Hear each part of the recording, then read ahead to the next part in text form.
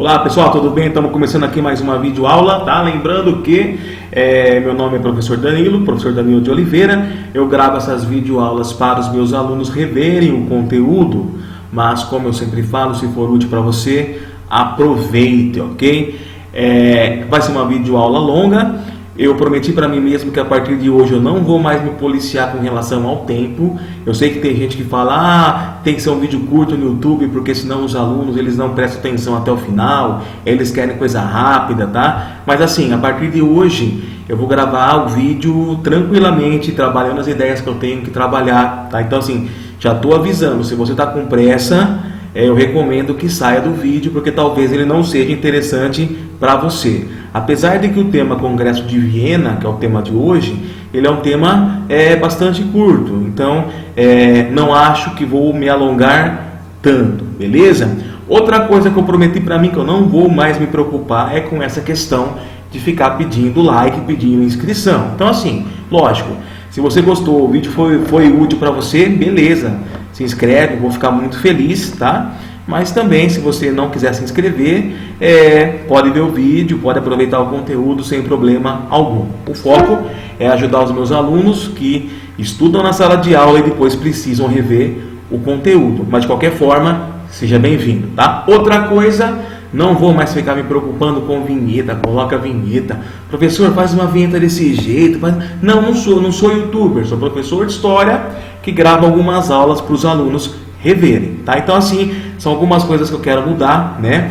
Já estou gravando direto aqui da tela do computador, inclusive, para ficar mais fácil, fica mais prático para mim e dá para trabalhar o conteúdo do mesmo jeito. Para quem quer estudar, eu acho que acaba servindo. Beleza? Então, vamos lá então, Congresso de Viena, tá?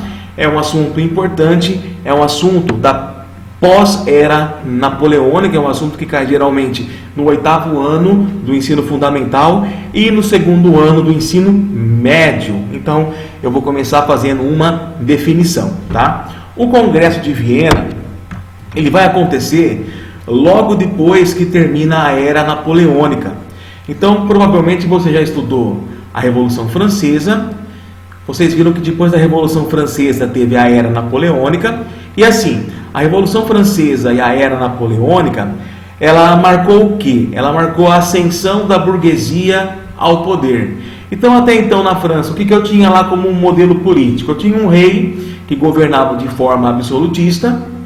A burguesia tinha dinheiro, mas não podia participar da política, porque a França ainda vivia uma sociedade estamental lá da Idade Média. Então eu tinha primeiro estado, segundo estado, terceiro estado. Primeiro e segundo estado tinham todos os privilégios e o terceiro estado trabalhava para sustentar os demais.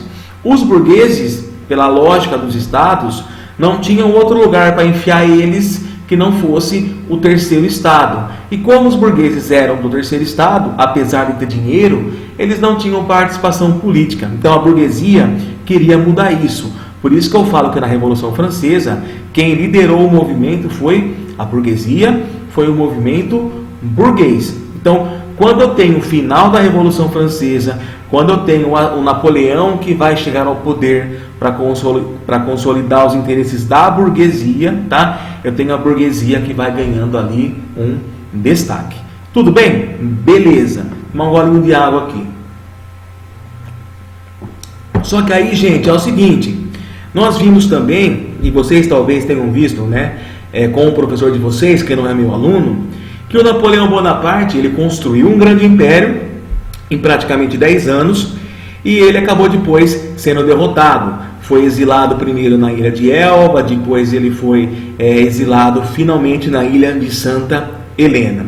E uma vez que o Napoleão ele foi derrotado, o que aconteceu? Os países que haviam sido dominados pelo Napoleão Bonaparte, eles se reuniram, tá, no Congresso de Viena. E o objetivo desses países era o quê? Bom, já que o Napoleão não está mais no poder, já que ninguém mais está invadindo o nosso território, o que nós vamos fazer? Vamos fazer uma reunião para que a Europa volte a ser como ela era antes da Revolução Francesa. Então a essência do Congresso de Viena foi restaurar a Europa para que ela voltasse a ser como ela era antes ou o mais próximo possível antes da Revolução Francesa, com as mesmas dinastias que estavam no poder antes da Revolução Francesa, antes do Napoleão, com as mesmas fronteiras, com as fronteiras bem parecidas antes da invasão do Napoleão. Então tudo isso, essa restauração, foi definida pelo Congresso de Viena, tá bom? E aí o que vai acontecer? Eu vou passar o slide para vocês. Eu vou fazer uma leitura rapidinho ali, vão acompanhando, tudo bem? Se alguém tiver alguma dúvida, pode perguntar nos comentários embaixo. Geralmente eu respondo para vocês, talvez demore um pouquinho, mas geralmente eu respondo. Antes eu não tinha tanta preocupação em responder. Na verdade eu fazia as aulas e deixava meio que abandonado, né? Mas podem perguntar que eu respondo para vocês sem dúvida alguma. Então vamos lá. O Congresso de Viena na Áustria teve início na primeira derrota de Napoleão e foi intensificado após a derrota em Waterloo. Tudo bem. Objetivo, isso aqui é o mais importante para mim, não esqueçam disso. Delimitar, acompanhe o cursor, delimitar as fronteiras da Europa pós-napoleônica, né? Então, após a derrota do Napoleão, voltar às fronteiras, voltar aos governos. Geralmente, quando eu falo em Congresso de Viena, gente, eu tenho dois nomes importantes, porque lógico, toda reunião, todo encontro, sempre tem aquelas figuras de maior destaque que acabam conduzindo os trabalhos. Então, no caso do Congresso de Viena, eu vou ter esses dois aqui, esses dois elementos, né? O Metternich e o Talleyrand. Eles vão ser os principais representantes, organizadores e interlocutores, né, do Congresso de Viena. Então apareceram esses dois nomes em alguma prova, com certeza é Congresso de Viena. E aí assim, né, o segundo slide, esse aqui na minha opinião é o slide principal que sintetiza todas as propostas do Congresso de Viena. Então os países se reuniram nesse congresso e aí eles resolveram estabelecer 4 princípios, né, 4 pontos que deveriam ser seguidos, que deveriam ser respeitados. Esses 3 primeiros ali, né, que vocês estão vendo, o princípio da legitimidade, equilíbrio europeu e a Santa Aliança, são os mais importantes. O último elemento ali vai comentar só que a França ela teve que pagar indenizações e ela sofreu alguns prejuízos, tá? Então, vamos focar ali nos 3 primeiros. Princípio da legitimidade, o próprio nome já fala, né? O que seria legítimo para esses países que estavam se reunindo. E aí, pelo princípio da legitimidade, ficou definido o quê? Que seria legítimo que todos os países que estavam reunidos no Congresso de Viena voltassem a ser governados pelas dinastias derrubadas pela Revolução Francesa, por Napoleão, tá? E também fossem retornadas as fronteiras que haviam sido desmanchadas, principalmente com a expansão napoleônica. Esse foi o princípio da legitimidade. Então, volta as famílias antigas a mandarem e volta as fronteiras a terem a definição mais ou menos por quê, professor? Mais ou menos porque eu vou falar agora o segundo princípio, que é o princípio do equilíbrio europeu.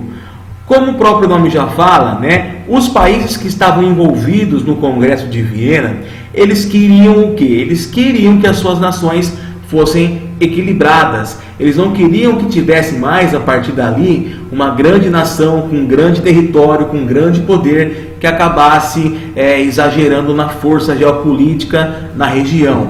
Então, o que aconteceu? Eles pegaram, por exemplo, uma área gigante, né?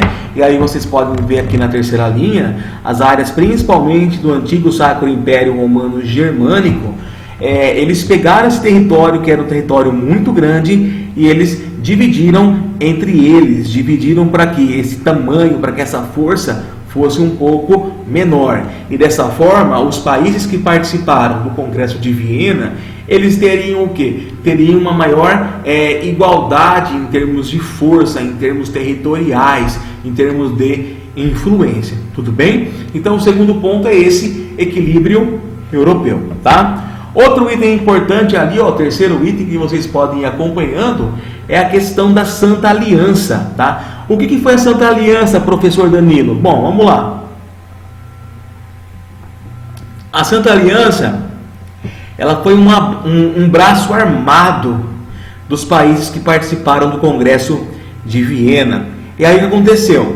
Esses países que participaram do Congresso, eles estavam com muito receio que, por exemplo, acontecesse uma nova Revolução Francesa liderada pela burguesia em qualquer um desses países.